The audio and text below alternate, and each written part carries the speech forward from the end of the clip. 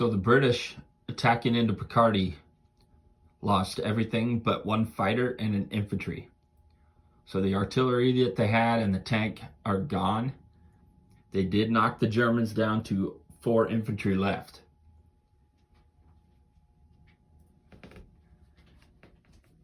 Down here, the Ottomans were knocked down to 1 infantry. But the British troops coming in are a lot less because we have not been using our resources there. Although we did buy a 3rd transport.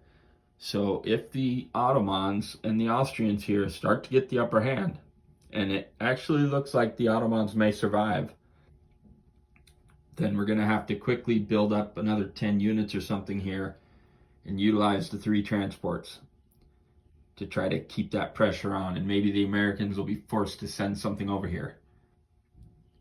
But the Ottomans just put in 5 new infantry and they pulled back from Greece.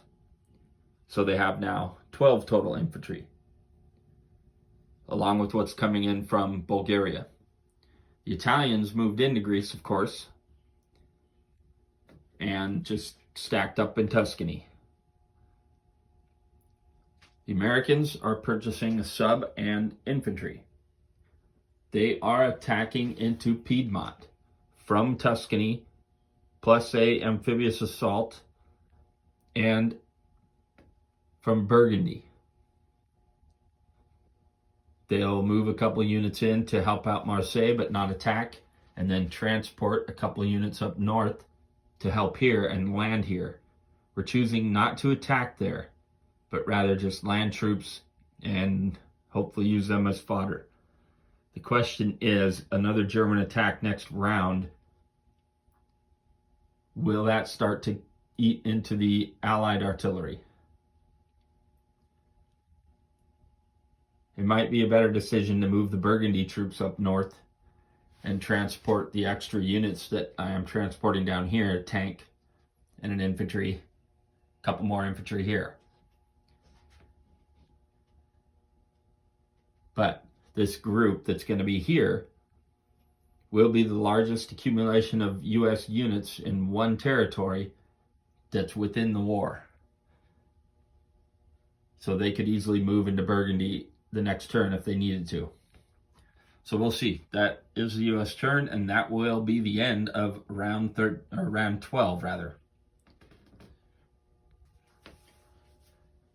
So at the end of round 12, the Americans are in Piedmont with 9 infantry.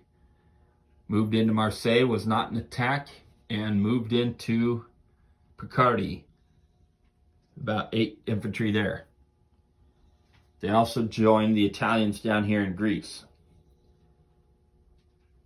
So the Austrians, building all infantry and an artillery, are attacking into Tuscany. They have air superiority. They had a battleship transporting a couple more units. The Americans didn't think it was a big deal to pull out because they could jump right back in there if need be.